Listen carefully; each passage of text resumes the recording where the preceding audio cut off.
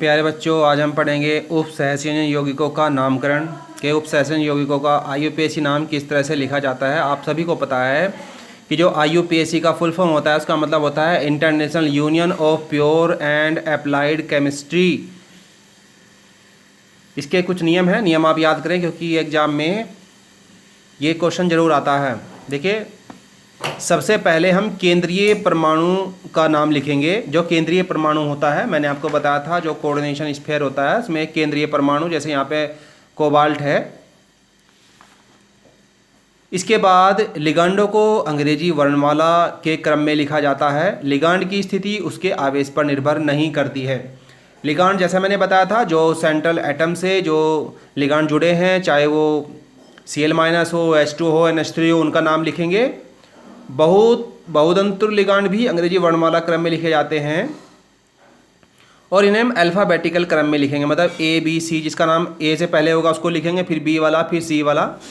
संपूर्ण सहजन सत्ता आवेशित हो अथवा ना हो, उसके सूत्र को एक गुरु कोष्ठक में लिखा जाता है। यदि लिगांड बहुपरमाणिक हो तो उनके सूत्रों को कोष्ठक में लिखते हैं।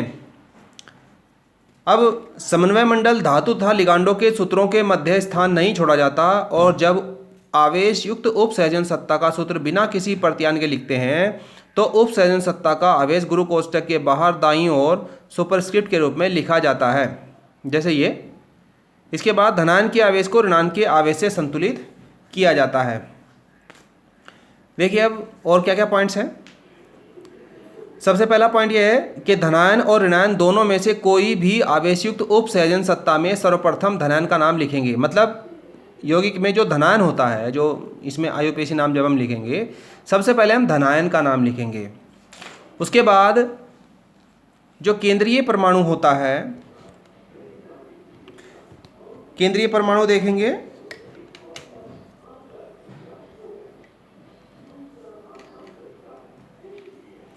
केंद्रीय परमाणु या आयन के नाम से पूर्व लिगांड के नाम वर्णमाला के क्रम में लिखे जाते हैं। मतलब जो लिगांड है उसके नाम लिखेंगे, उसके बाद केंद्रीय आयन का नाम लिखेंगे। मतलब अगर धनायन है तो धनायन का नाम सबसे पहले लिखेंगे, अगर ऋणायन वाला है तो पहले लिगांड के नाम लिखेंगे, फिर केंद्रीय धातु का नाम लिखेंगे। ऋणावेशित जो भी लिगांड होंगे उनके लास्ट में O जोड़ेंगे। जो उदासीन और धनावेशित लिगांड है उनका नाम नहीं बदलते। जैसे H2O है, इसका नाम होता है एक्वा, NH3 का एमीन, CO का कार्बोनिल, NO का नाइट्रोसिल, ये उदासीन लिगांड्स हैं। जब इन्हें उपसहजन सत्ता के रूप में लिखना होता है तो इन्हें कोष्ठक में लिखा जाता है। अब यदि उपसहजन सत्ता में एक ही प्रकार के लिगांड संख्या में एक से अधिक हों तो 2 को डाई, 3 को ट्राई आदि लिखे जाते हैं। और जब लिगांड के नाम में आंकिक पूर्व लगन हो तब, मतलब अगर लिगांड सामान्य लिगांड है तब तो डाई, ट्राई, टेट्रा ऐसे लिखेंगे। अगर ये बहुदंतुर लिगांड हो, जैसे EN है या EN है, जो द्विदंतुर लिगांड है, इनके लिए हम दो के लिए डाई यूज नहीं करेंगे, 20 यूज करेंगे। 3 के लिए ट्रीस, 4 के लिए टेट्राकिस यूज करते हैं। जैसे मान लो ये एग्जाम्पल है, इसमें आप देखें,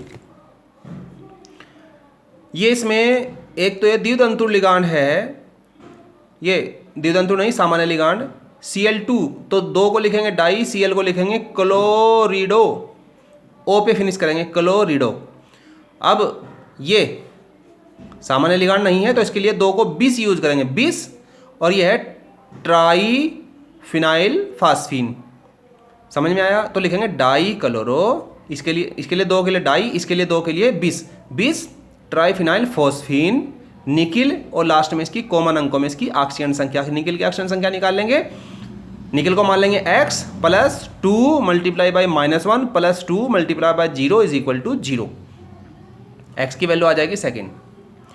आगे धनावेशित, ऋणावेशित और उदासीन उपसर्जन सत्ता में धातु की आक्षणिक अवस्था को रोमन अंकों में लिखा जाता है, जैसे है फर्स्ट, सेकंड, थर्ड, फोर्थ। यदि संकुल आयन एक धनायन हो तो धातु का नाम वही लिखते हैं जो तत्व का नाम होता है। उदाहरण के लिए धनावेशित संकुल आयन में CO को कोबाल्ट, PT को प्लेटिनम कहते हैं। यदि संकुल आयन एक ऋणायन हो तो धातु के नाम के अंत में एट लगाया जाता है, ATE। जैसे मान लीजिए ये है, यहाँ कोबाल्टो लिखेंगे कोबाल्टेट, क्योंकि ये ऋणायन का पार्ट है, ऊपर माइनस चार्ज है।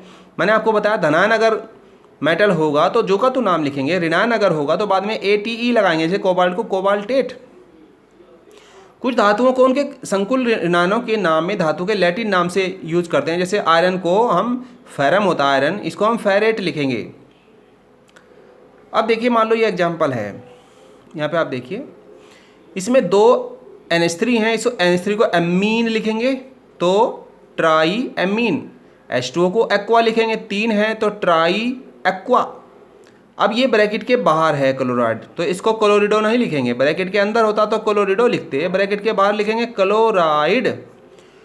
अब आप ये देखिए बाहर Cl माइनस है, तो ये ब्रैकेट माने तीनों Cl हम बाहर के हटा दें जो काउंटर आयन है, तो इस पे ब्रैकेट पे क्या चार्ज आ जाएगा, +3, क्योंकि माइनस के 3 निकल गए तो ब्रैकेट पे आएगा +3। यानी जो ये ब्रैकेट के अंदर जो धनायन है ये धनावेशित पार्ट है, तो नाम जो का तो आएगा क्रोमियम।